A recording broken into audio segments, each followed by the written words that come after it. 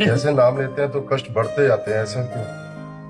कष्ट बढ़ते जाते हैं? ऐसा लग रहा है कि सारी चीजें हमारे अगेंस्ट ही हो रही हैं। नहीं, ऐसा तो नहीं है, पर ये जरूर है कि प्रारब्ध इस समय बुरा आ चुका है। जैसे इस समय हमने नई खेती बोई गन्ना, और पीछे बोया है बम्बूल, तो अब गन्ना तो अब नया उगेगा, बम्बूल तो अभी पहले से है। तो ये पूर्व का प्रारब्ध आ गया और अभी भजन शुरू किया, अब आपको निगेटिव दिखाई देने लगा।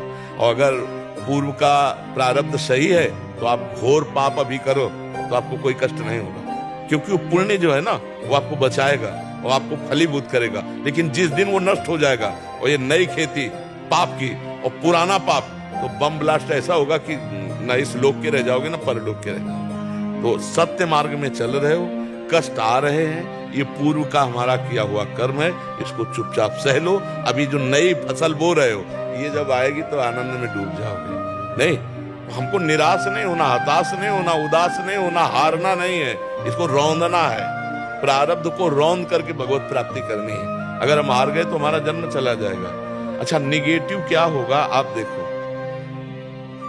कोई संपत्ति, कोई व्यापार, कोई व्यक्ति, कोई वस्तु, यही निगेटिव होंगे। यही आपके विपरीत आज कि हमारी कामना थी ऐसा हो जाए, हम चाहते थे ऐसा हो जाए, हम चाहते। ये प्रश्न करके देखो जीवन में किसके नहीं है, किसके नहीं है, किसके जीवन में नहीं है? सबके जीवन में, क्योंकि जीवन दो कर्मों से बना है, शुभ और अशुभ। कभी सुख मिलता है, कभी दुख मिलता है, कभी अनुकूल पक्ष आ जाता है। आप ये नहीं कह सकते कि आपके जीवन में अनुकूलता आई ही नहीं, कह नहीं सकते आप, क्योंकि ऐसा हो ही नहीं सकता। दिन है तो रात आएगी, रात है तो दिन आएगा, दुख आया है तो सुख आएगा, सुख आएगा तो दुख आएगा। ये क्रम चल रहा है प्रभु, हमको इस क्रम को तोड़ना है।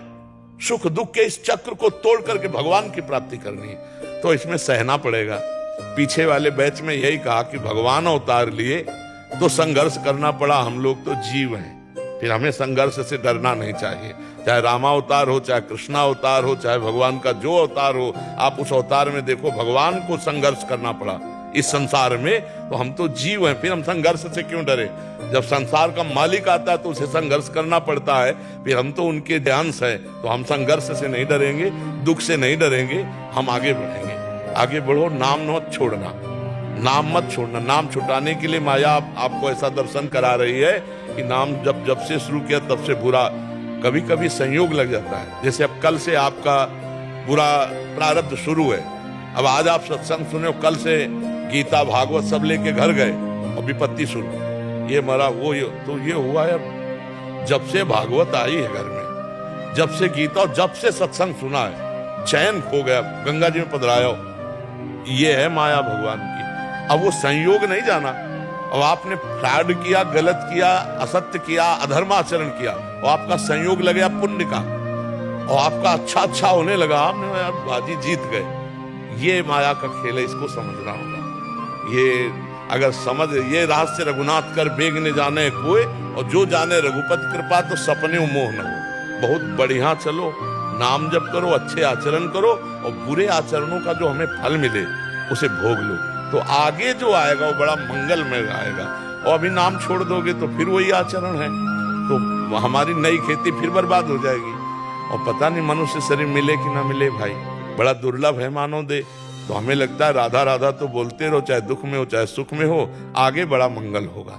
हम लोग आगे के लिए वर्तमान में कष्ट सह लेते हैं। एक आदमी लेबरी कर रहा था हितधाम में, तो दोपहर के कड़क धूप, और वो बीड़ी पीने लगा, तो उसका जो क्या कहते हैं जो ठेकेदार, वो आया, उसको गाली दी, वो काम में लग गया। वो जब चला गया तो उसके पास गए, हम कहा आप इतनी मेहनत करते हो, गाली दे रहा था, आप जवाब नहीं दे सकते? बोले बाबा शाम के 500 रुपया मिलेंगे, अगर उससे हम गाली के बदले गाली देंगे, थप्पड़ मार के भगा देगा, तो 500 रुपए के लिए वो धूप सह रहा है और गाली सह रहा है।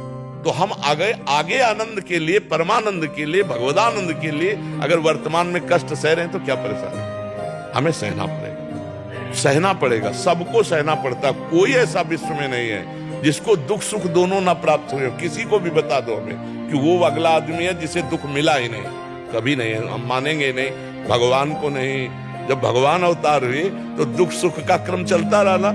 हम वही पीछे बताया कि भैया सुबह राज्याभिषेक रघुनाथ जी का, महामंगल मोद अवधपुरी में, सामय के 14 वर्ष का वनवास है, तापस वेश विशेष उदासी, 14 वर्ष राम। बिगड़ गई बात, पूरी अयोध्या उजड़ गई। 14 वर्ष तड़प तड़प के अयोध्यावासी भगवान के विरह में जिए, 14 वर्ष। और कहा था राम राजा बनने वाले, आनंद मंगल छा रहा था। तो भाई देख लो, भगवान के अवतार लीला में दिखाया गया नहीं संघर्ष, नंगे पैर भगवान, क्या क्या सब। तो हमें लगता है हम लोग उनके जन हैं, हमको ये संघर्ष लड़ना चाहिए, हारना नहीं।